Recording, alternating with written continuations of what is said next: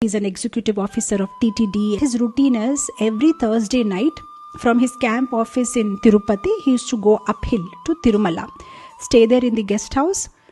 Next day morning, attend the seva. Somehow that day he got very busy with his office work up to 9:30 in the night. Then his wife peeped in and said, in that case, just stay back home. Tomorrow morning you go at 3 o'clock. I'll also come with you and then we both will attend the Abhishek Seva. He said, no, I need to go. I'll just another phone call and I'm done. Finally at night 10:30, he's in his ambassador car. He reaches the Alipuri toll and then the security officer there, they're reporting to him, sir, today is so many pilgrims have come. So he noted, oh really? A lot of crowd? Okay. And then he started driving. Now those days, because of security reasons, they were closing the Ghat road late evening. And again, next day morning, they'll open at 4 o'clock. In the night time, nobody goes up because of course, wild animals and security reasons. So now as he's going up the Ghat road, suddenly a man comes, frantically waving and, stop the car. And he just stops the car. What happened? And then he just sees, there is another car parked there. Looks like it's broke down. And this man is like, can you give me a lift? My car is broke down. Even before he wants to reply, say yes or no, he sees that this man is accompanied by a newly married bride and bridegroom because they were still in Madhupakam. The clothes which are dyed with turmeric. So he could understand, oh, they've just got married. So there is a couple and this man and his wife and the driver. So he said, all right, fine, you come. Now this man, he doesn't know that he's sitting in the car of the executive officer of TT. So he's just started narrating his story. I'm a hotelier from Mysore. Our family deity is Balaji, Tirumala Srinivas. We love him so much. I would feel incomplete if Lord's blessing is not there. As soon as my children get married. So we started from Mysore in the morning. 10 o'clock the marriage happened. 11 o'clock. After marriage some rituals will be there. Without performing all that, I took the bride and bridegroom right from the wedding altar, took a car and we came because we wanted to have the darshan of Balaji, and next day morning we will leave and finish the other other rituals. And all my relatives were like, don't go, finish up the rituals and go. Why so much hurry? But I'm so attached to the Lord. But just see how the Lord has treated me. Just see how he has reciprocated with his devotee. Is this fair? In the middle of the night, I'm stranded here with a broken car.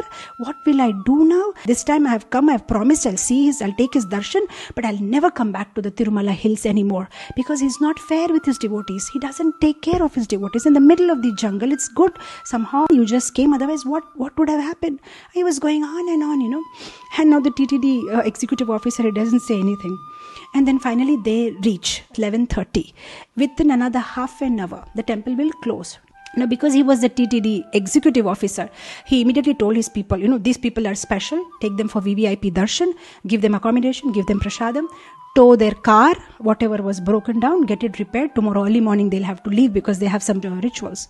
So immediately all the officers got into action, they got proper darshan and they were sent back.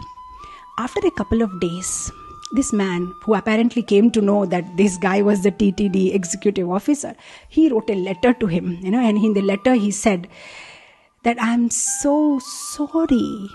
I lost all my discretion, I lost all my patience, and just see the way I spoke about my Lord.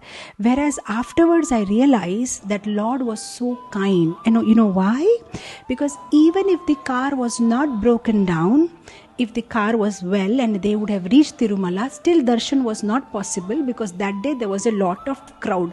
Darshan, what would have happened? How he would have gone back? All his relatives would have criticized him, who were sitting there waiting for the pre-marriage program.